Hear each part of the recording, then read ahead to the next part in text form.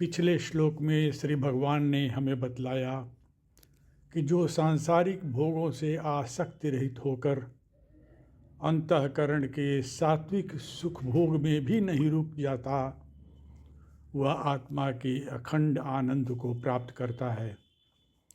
भगवान यहाँ आगे कहते हैं, हे कुंती नंदन, चूँकि इंद्रियों और विषयों के संयोग से पैदा होने वाले भोग यद्यपि भोग काल में सुखरूप भासते हैं, पर वे आदि अंत वाले और दुख के ही कारण होते हैं।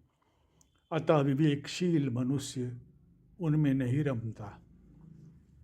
हम सभी का यह अनुभव है कि संसार का कोई भी सुख निरंतर नहीं रहता और सांसारिक भोगों में निरंतर सुख देने की शक्ति ही नहीं है। निरंतर सुख देने की शक्ति केवल आत्मानंद में ही है।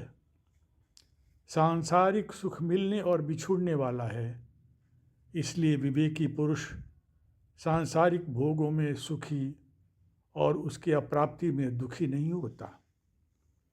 सांसारिक सुख भोग शक्ति का ह्रास करती है और पारमार्थिक सुख से विश्राम मिलता है।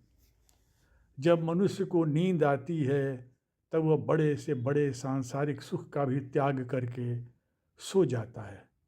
सोने से उसे थकावट मिलती है, विश्राम मिलता है, ताजगी आती है। तात्पर्य यह है कि सांसारिक सुख का त्याग करना ही पड़ता है।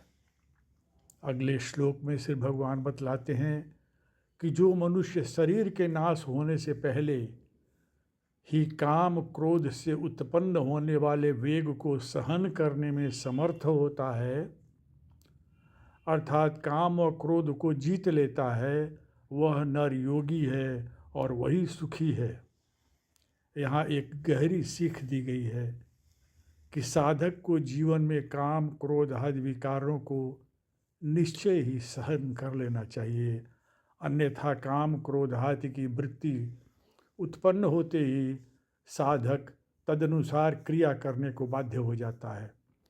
काम क्रोध आदि के वश में न होने वाला साधक ही वास्तव में योगी है। जो योगी होता है वही वास्तव में सुखी होता है। जो मनुष्य केवल अंतरात्मा में सुख वाला और केवल अंतरात्मा में रमण करने वाला है तथा जो केवल अंतरात्मा में ही ज्ञान वाला है, वह परमात्मा में एक ही भाव हुआ योगी निर्वाण ब्रह्म को प्राप्त होता है। यानी अंतरात्मा एवं परमात्मा अभिन्न है, अतः आत्मस्थित योगी परमात्मा में ही स्थित है।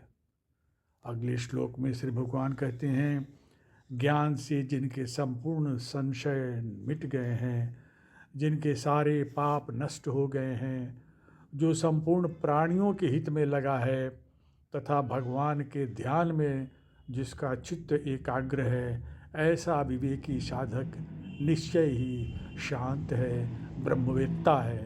हरि ओम तत्सत।